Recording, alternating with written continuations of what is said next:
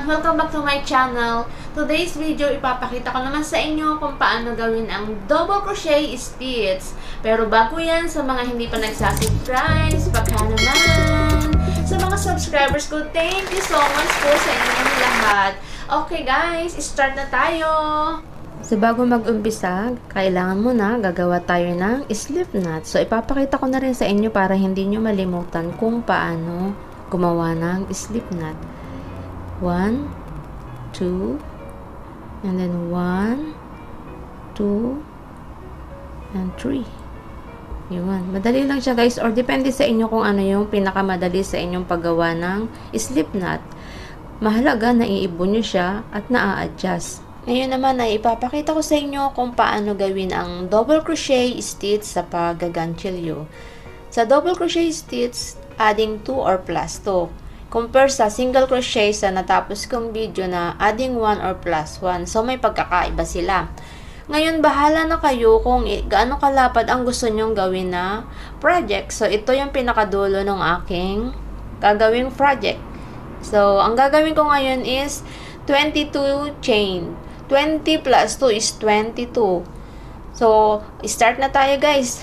Gawa muna kayo ng foundation chain. Tinuro ko na rin ito sa inyo kung paano gawin. So, bahala na kayo kung gaano kalapad ang inyong gagawin. Okay, start na tayo guys sa foundation chain.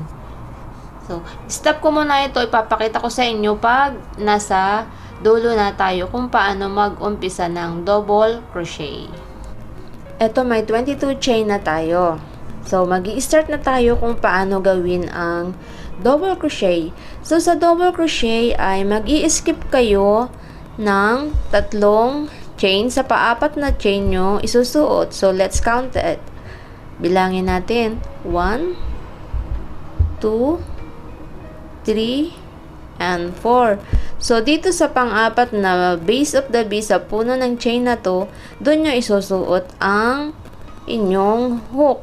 Okay. Pero bago yan, bago nyo isuot, ganito muna ang gagawin nyo. Kukuha kayo ng yarn over first, and then bilang kayo ng skip kayo ng 1, 2, 3 sa paapat nyo isusuot, ganito siya, and then kuha ng yarn, 3 na siyang na nasa hook, kuha ulit. So yung first 2 kukunin nyo, first 2, so 2 na yung matitira niya sa hook. Kuha uli ng yarn, and then fold through all naman. So, ganon yung pagkakaiba ng double crochet sa single crochet. Ulitin natin. Yarn over first. Pero ngayon, hindi na kayo mag-i-skip. Dire-diretso na hanggang dulo sa sunod na chain. O, yarn over first. And then, sa second na chain, susuot natin. And then, kuha ng yarn, 3 na siya. Kuha uli ng yarn, yung first 2, susuot. So, 2 yung matitira. Kuha uli ng yarn, and then, fold through all. Dire-diretso lang siya guys, paulit-ulit hanggang sa dulo. O, isa pa ulit para makalinaw at nakikita nyo ng ayos. Kukuha muna ng yarn, tapos sa sunod na chain, susuot. And then, kuha ulit. Dadahan-dahanin ko lang guys. So, 3 na siya. Kuha uli ng yarn. First 2. And then, the last, second 2. Fold through all. Dire-diretso lang siya hanggang sa dulo. Sana guys naintindihan ninyo. Stop play nyo na lang kung hindi nyo naintindihan. So, papakita ko sa inyo hanggang sa dulo kung paano gawin. Pakita ko sa inyo ngayon. Nandito na tayo sa dulo.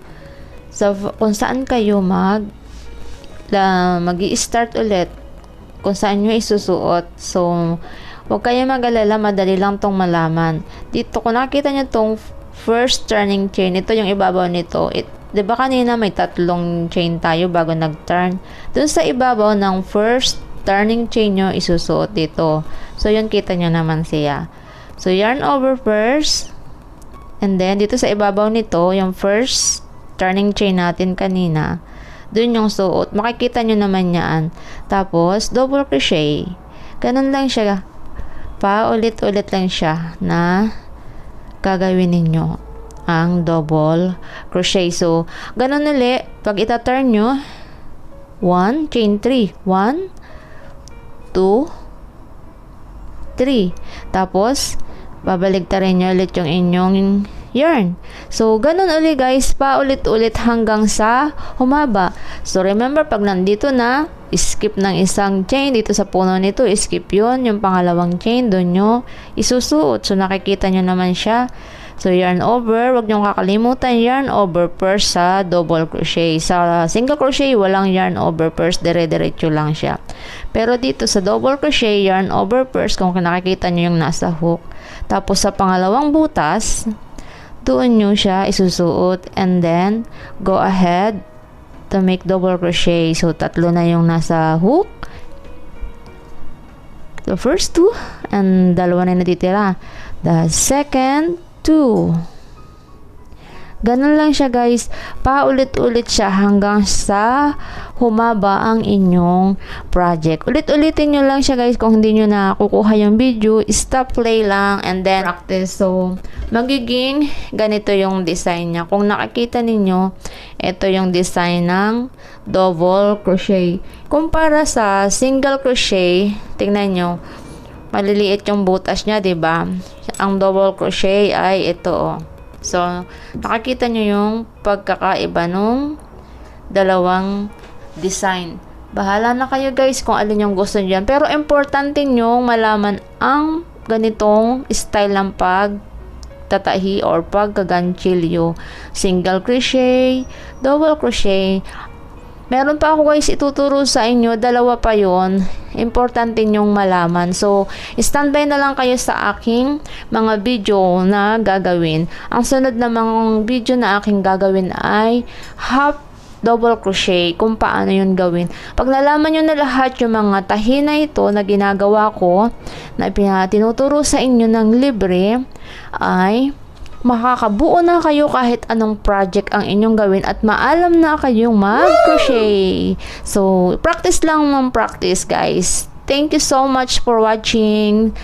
Sa mga hindi pa nagsa-subscribe dyan, baka naman. Thank you guys. Bye!